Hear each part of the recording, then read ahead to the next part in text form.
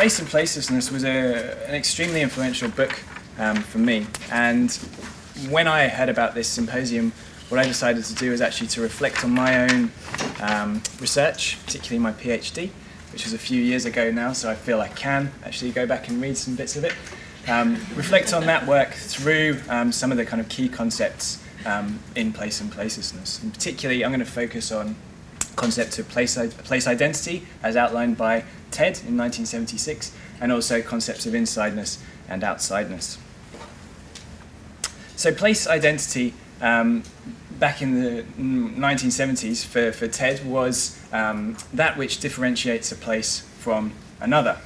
And for him, the identity of a place came through the interrelations between three sets of elements: the physical setting, the buildings and spaces, the activities that are going on there, what people are doing, whether they're producing, consuming, interacting, drinking coffee, whatever it is, and the meanings. Now, the meanings can often come from the physical setting, or they can come from activities, or both, or they could be produced some other way.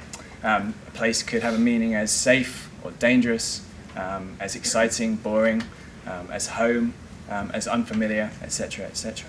So that's place identity. But for Ted, it wasn't enough to know these constituent elements of a place's identity. And what also mattered was the individual's experience of that place. And the identity that a person will assign to a place is a product of their experience. And places are experienced in various different ways. And in order to kind of demonstrate that and illustrate it, he uses concepts of outsideness and insideness. And so there's a scale through from the existential outsider, someone who feels they don't belong in a place, someone like Alan Peters, perhaps, through to someone who feels a sense of existential insideness, who feels they're part of that place, and that the place is part of them. So the point here from Ted was really that an existential outsider and an existential insider will actually assign very different identities to the same place. And that's important in the context of what I'm about to say. Insideness and outsideness, I meant to add, is to do with the degree of attachment, involvement, and concern with place, as shown there on the slide. So in my own work, I've been interested in why people defend places from change, and particularly why they defend the distinctiveness of places from change. So I've spoken to lots of people who've actually been defending a place from change on the basis that a proposed development would damage the existing character, erode the sense of place, or change the identity. All of these types of terms are thrown around, bandied around. So I've spoken to lots of people about what it is that they're defending, why they're defending it, and I've looked at how they're defending it. And this photo is just of a fairly ordinary Australian suburb, and that's intentional. It's just to say that some of the places that have been defended, some of the places that are seen by insiders to be distinctive and are being defended on that basis, are fairly ordinary in appearance. They're not all the kind of heritage listed places that we've seen in earlier presentations. So that's what I've been interested in, but more than just hearing why people are defending places from change and what they're actually defending, I've been interested in how built environment professionals can actually respond to that and have responded to that. So I've taken a series of case studies in various different countries, and I've looked at what was being defended from change and how planners, architects, urban designers have attempted to respond to that distinctiveness through their built projects. And it was interesting actually when Lucy was talking about Croydon, because I had a case study in London and they were defending a place from change which they felt was very distinctive, and one of the things they said to me was they didn't want it to become like Croydon. So in your opinion it has a character, but perhaps it was a character that was not desirable to them. So, and it's the other side of the river, so it might be that was it. Anyhow, so on with the presentation. What I've found is that there's a bit of a mismatch, or quite a large mismatch actually, in the way that these two groups, the insiders to place, the community members, the people who are defending places from change, and the built environment professionals actually perceive of place distinctiveness. So when you talk to insiders, people who actually live in the place, about what they're defending from change, they will talk about distinctiveness as being about meanings and activities. They will say it's a diverse place, it's an inclusive place, it's a friendly place, it's a place where people know one another, where you know the local traders. It has that meaning to them. And then they will cite evidence of sitting out on their veranda like this and talking to people who walk down the street, or bumping into their neighbours while they're washing the car or gardening, or going to the local high street and getting advice from the local hardware trader. So these are the kinds of things that seem to matter most to people. And it generally, going back to the place identity, is that threefold diagram I showed at the beginning. It's been the meanings of the place, maybe what could be termed the spirit of the place, so whether it's inclusive, whether it's cohesive, whether it's diverse, and the activities that are kind of associated with that. It's been those activities and meanings that have been most significant.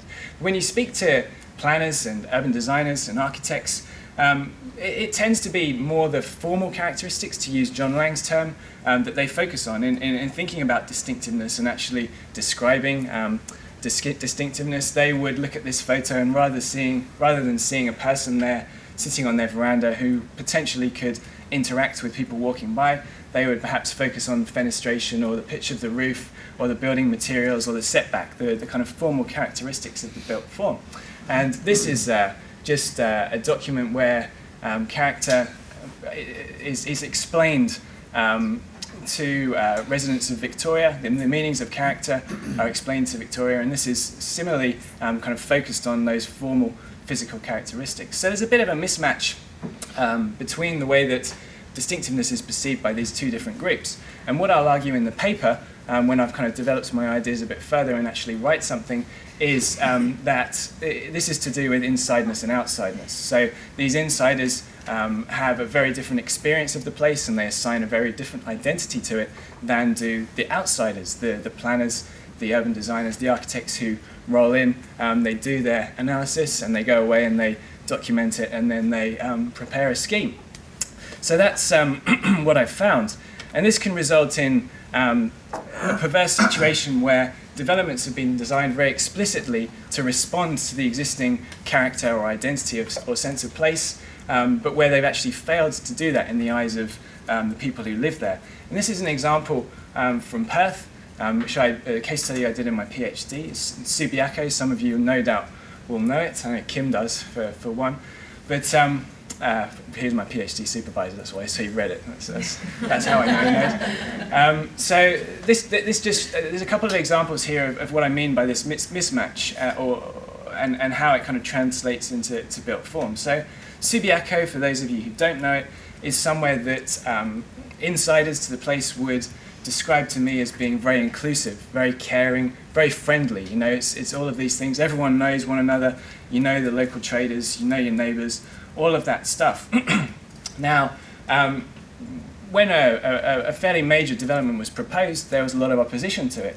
People were defending this place from change. They wanted to keep its distinctiveness.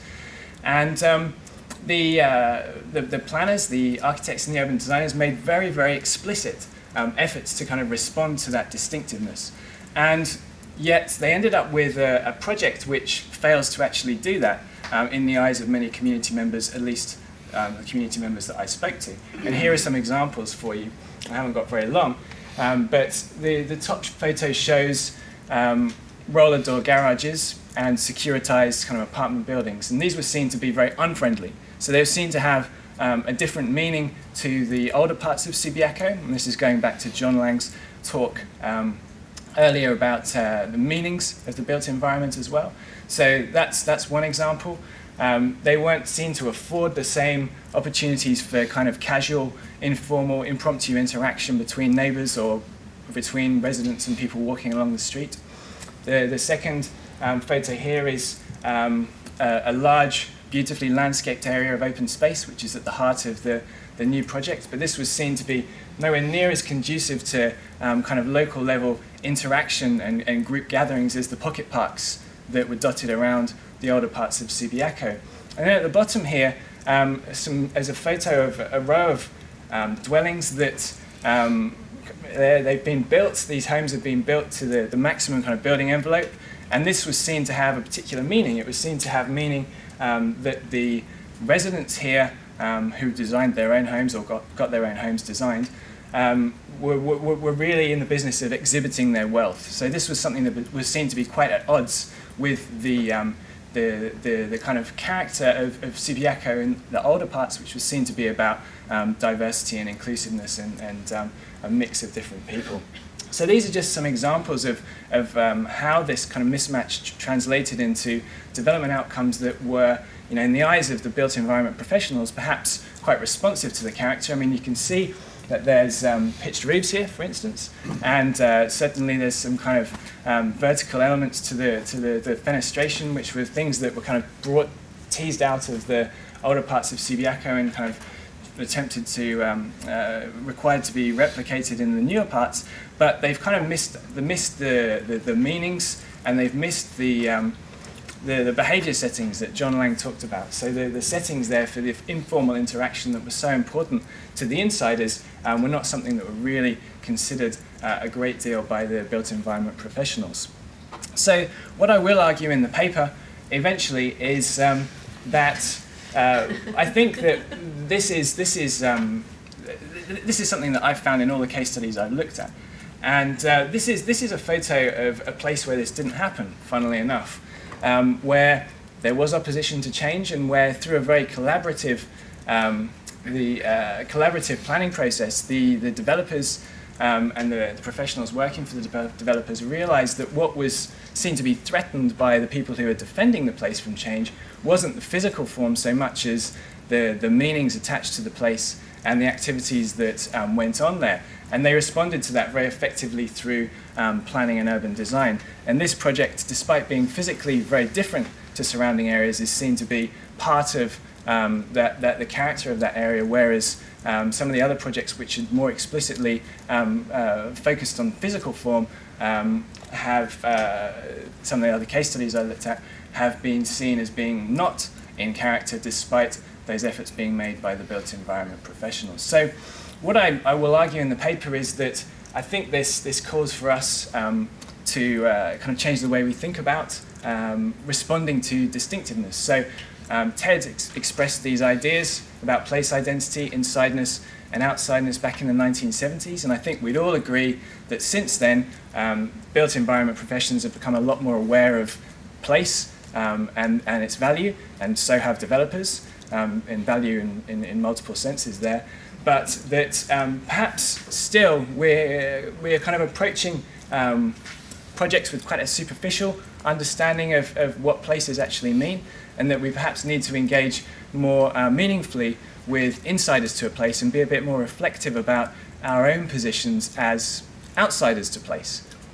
And secondly, I think that we need to be smarter about understanding the meanings that are bestowed by built environments and the ways in which built environments actually afford or do not afford certain activities. So I will leave it there, and thank you very much.